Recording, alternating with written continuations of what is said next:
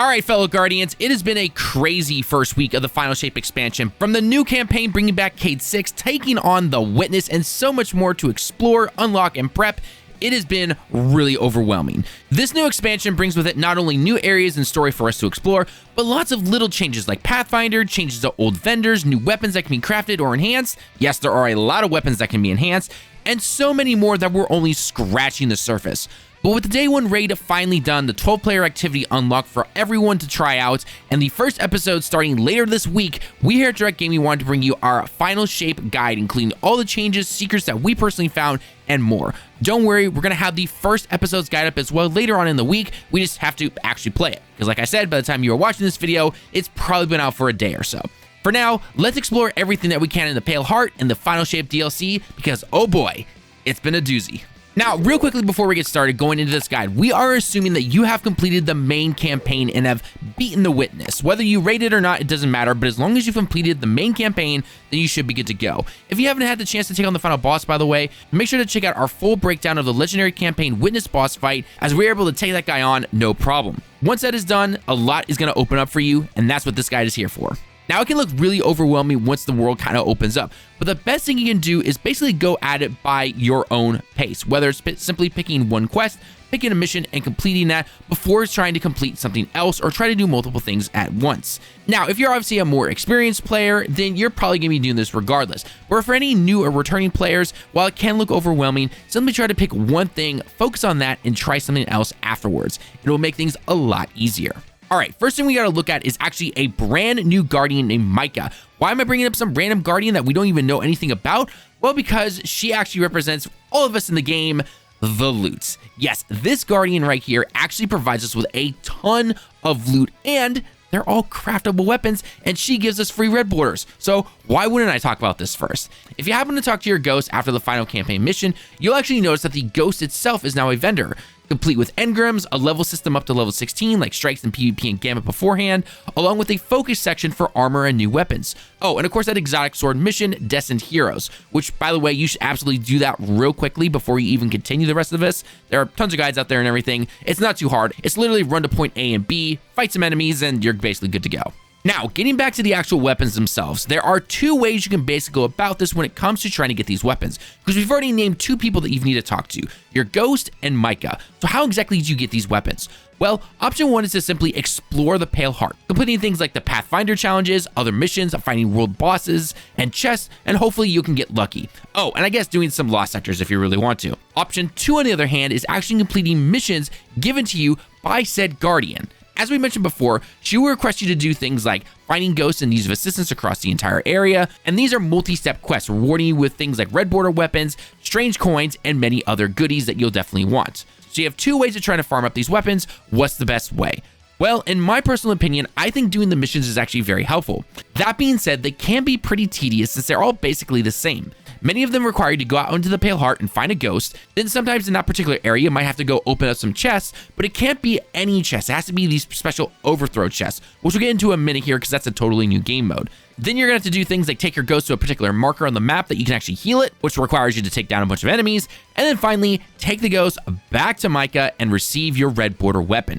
That being said though, these quests can usually lead you to areas that have a pretty high chance to run into some world chests, like world bosses, lost sectors, which so far have all but guaranteed Pale Heart engrams, which is really nice, and more. So these quests, while they might be a little repetitive and actually take you a decent time to complete, they lead you to a ton of secret areas and give you a bunch of extra loot if you try to do one at a time, but also try to explore the area as you go through. The biggest benefit to doing all of these quests from that said Guardian is simply because it also progresses towards your Pale ranking heart with your ghost. You'll notice next to the focus section of the ghost there are a couple of rank bonuses and even the exotic sword, which we're going to cover later on in the video obviously. These are unlocked by simply increasing your rank. Notice there's a level 10 requirement, for example, and getting some of the Pale Heart weapons. After you complete a certain amount, you'll get one of the upgrades, and the other one, again, like we mentioned beforehand, is getting up to level 10. Once you complete these, you'll simply unlock them, which is really nice. So to basically wrap this all up, in order to knock this out as fast as you possibly can, make sure to try and do most of these quests that you possibly can. Once you get the rewards, simply rinse and repeat until you get everything that you want. One nice thing is that one of the rewards with your ghost is a guaranteed red border. However, the only way to actually be able to focus some of these weapons is to first get them. So you could just randomly select the engram in the top right corner there next to your ghost, but obviously just doing these missions with Micah are going to unlock them anyway, and then you can focus into the exact weapon you actually want. I mentioned this beforehand, but Micah actually does have some extra quests that are not just simply weapons, but also things like strange coins, which are going to be very helpful when we go talk to our old friend Xur later on. As for my top picks, I have to highly recommend the new healing auto rifle. It's just simply amazing. There's no questions about it. Another way that you can easily rank up fast is by finding the pickups around in the world like these mini travelers. They give you a good amount of reputation, which is always really nice, so definitely keep an eye out for these. Alright, moving away from the brand new weapons in the Pale Heart, let's talk about the brand new mode Overthrown and the farmable exotic sword. Overthrow is a brand new world activity that you can just do by simply going around into a particular area, completing tasks there, and simply fighting a boss at the end to get some really cool loot, which of course includes red borders and world items. However, each day, if you notice on the map, happens to have a bigger symbol next to the 3 main areas. This one is a match-made version where you can not only get the above-mentioned materials, but the exotic sword will actually be farmable here each day. Now, just keep in mind as always that this event does not actually unlock the sword. You need to go complete the Destined Heroes mission first that you get after facing off against the Witness. Once that's completed, then you can start farming for the sword. You can get about 2 copies also via the Pathfinder, which we'll cover shortly here in a second. There are absolutely tons of rolls when it comes to the sword, since the exotic perk is actually taken from tons of other exotics like Galahorn, Riskrunner, and more. Oh, and the actual frame of the sword can actually change as well. So things like light frame and wave frame can change also. So whichever version you want, I wish you the absolute best, and I hope that your RNG is amazing. As for the activity of Overthrow itself, you have to stick to one of the 3 main areas like I mentioned beforehand and simply complete tasks in that area. Doing things like getting enemy kills, opening chests until you reach the boss are basically the best ways to do this. Each round requires you to get about 1,000 points, which may sound like a lot, but it's actually really not.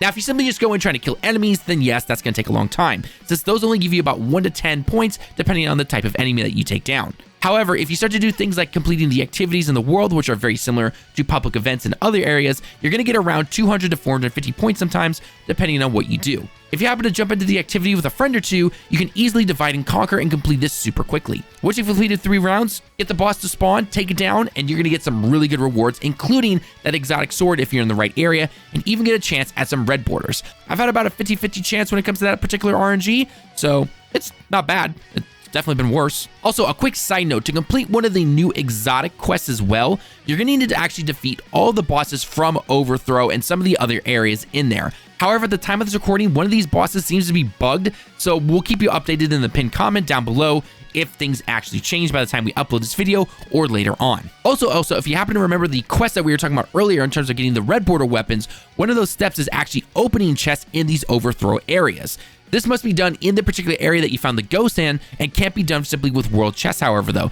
This needs to come from things like activities for the different areas like defeating mini bosses or side quests, so it definitely helps to do both of these at the same time. Alright, so these are the big main things you're going to notice when it comes to the Pale Heart, and before we move on to some of the smaller things, I do want to make a quick side note and a shout out real quick. If you're wondering about getting all the prismatic fragments and aspects and everything, because everything is simply not unlocked after beating the campaign, then we highly recommend Matic's video as he goes step by step on how to get everything. It's a really good video, worth a watch, go check it out. Alright, now it's time for some of the more smaller changes you might not have noticed, but they are definitely just as important. If you happen to notice anytime you open up your map in the Pale Heart, you might have noticed this particular symbol at the top of the screen, which just so happens to be the brand new Pathfinder. If at any point during the game you happen to go over to the tower over in Earth, you might have noticed that a lot of the vendors don't have bounties anymore, like PvP and so on. The only ones I've personally seen are going to be things like the Weaponsmith and Clown bounties. Maybe there are some others in the world bounties like the Cosmodrome, but no one really cares about those, let's be honest. Anyway, back to the Pathfinder over in the Pale Heart. You'll notice that it's not only at the top of your screen, but there are smaller versions of that same symbol around the map,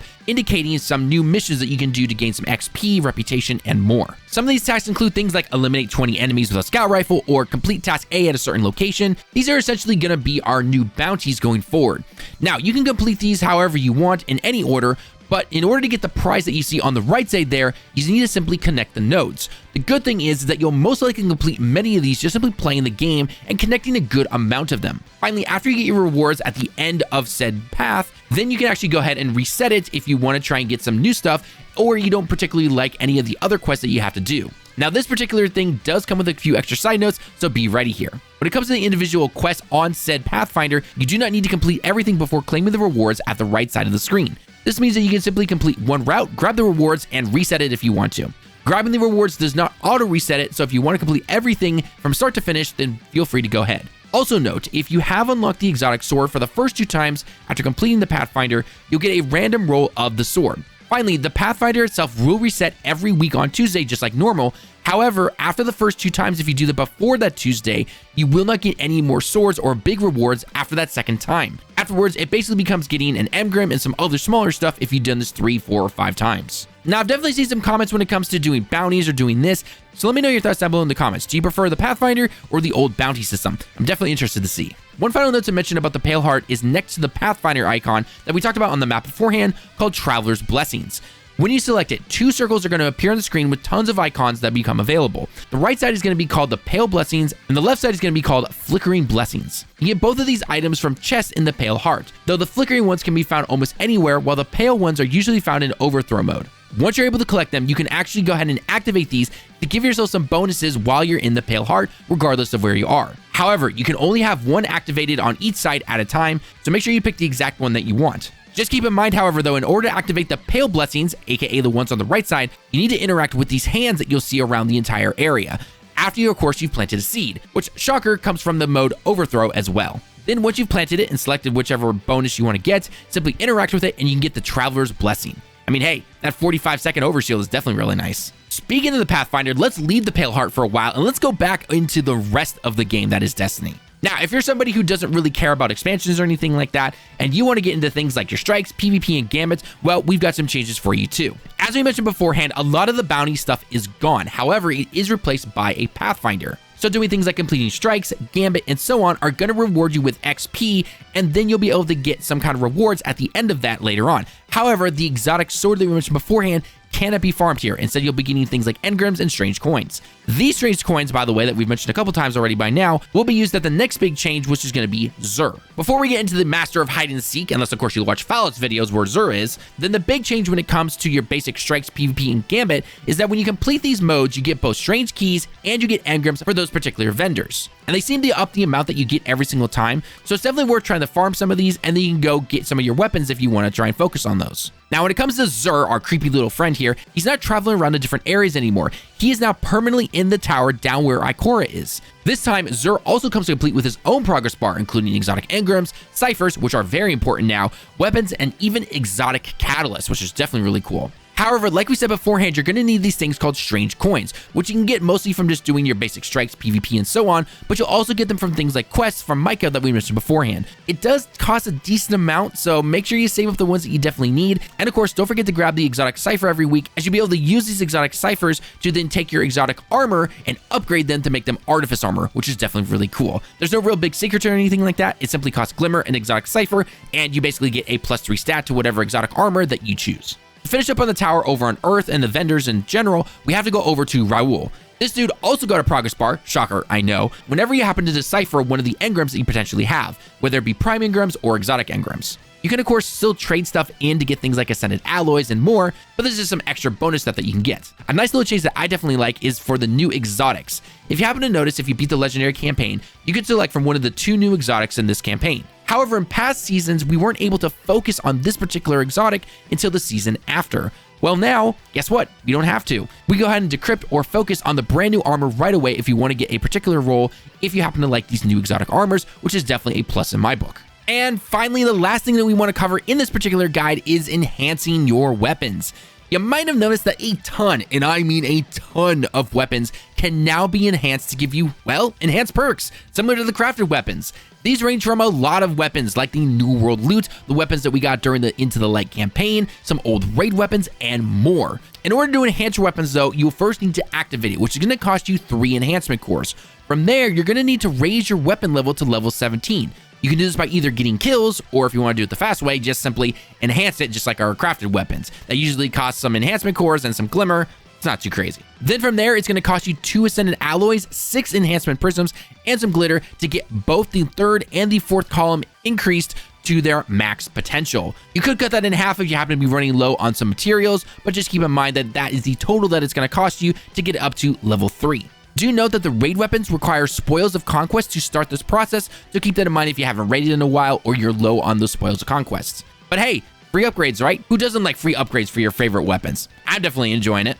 Ooh, and there we go. All of the major changes that we could personally find in the Final Shape expansion tips on getting new weapons to craft, new game mode, and more. Now, I'm sure we've definitely missed a couple of things. There might be some extra details or certain things that we're able to farm or cheese. So if we have missed those, let us know down in the comments below, and we'll definitely pin those / heart those. Or if you happen to attach them to the pinned comment, if we happen to put something there already, then we'll definitely heart it so everybody can see. Also, if you happen to enjoy these type of guide contents, then consider hitting that subscribe button and liking the video as well. Like I said before, we're going to have a guide up as well on the Echoes episode that is releasing this week, and we should have it by the end of the week at the very latest. Also, if you happen to be into other games, then don't forget to check out our other guides as well on games like Final Fantasy VII Rebirth, Stellar Blade, the upcoming Elden Ring DLC, and so much more. Or maybe check out our live streams and our discussions as we talk about everything gaming and like to just have a lot of fun and talk with you guys, the viewers, as well on our live streams. With all that being said, I've been Talon with Direct Gaming. Thank you so much for watching the video. I hope you have a great day and week, and I can't wait to see you all in the next one. Until next time, everyone, Johnny.